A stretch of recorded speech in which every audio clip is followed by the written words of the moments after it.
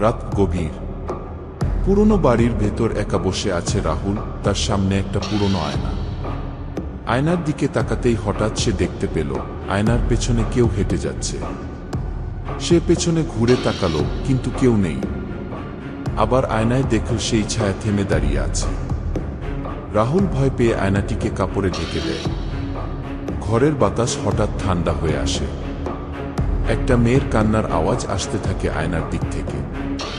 রাহুল ধীরে ধীরে কাপড়টা সরিয়ে দেখে আয়নার ভেতর তার পেছনে দাঁড়িয়ে আছে সাদা কাপড় পরা এক মেয়ে।